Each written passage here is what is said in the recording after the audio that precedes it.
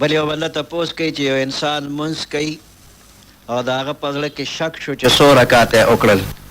نو دی به څه کوي؟ د دې جواب دا دی که دا شک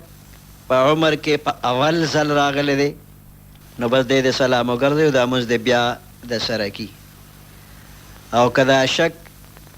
اول ځل نه بلکې هر وخت وي دا بنده شکي مزاج جوړ شوی دی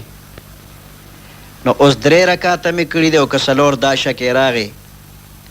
نو 3 رکعاته خو بې شکه دي خو 4 رکعات کې شک دی چې دا 4 دی او که نه دی نو غالب ګمان باندې د عمل وکړي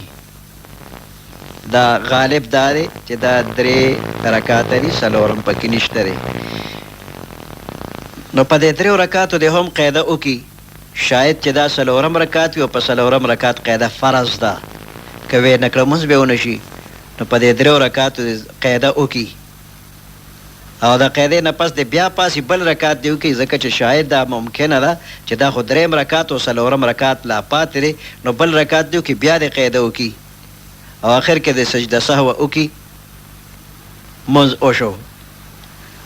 نو غالب ګمان باندې یا په کم باندې به عمل وکړي نو کم یقینا وي بل باندې تپوس کوي چې د شپې د تهجدو د مونځ رکعاتونه څو دي د پیغمبر علیه السلام نه 2 رکعاته 4 رکعاته 6 رکعاته 8 رکعاته تهجد کول ثابت دي خو عام عادت د پیغمبر علیه السلام 8 رکعاته د تهجدو هر بنده خپل وس ته دی وګوري چې څومره کولی شي نو اقمر رکعاتونه د تهجد د کوي که 2 وي که 4 وي که 6 وي که 8 وي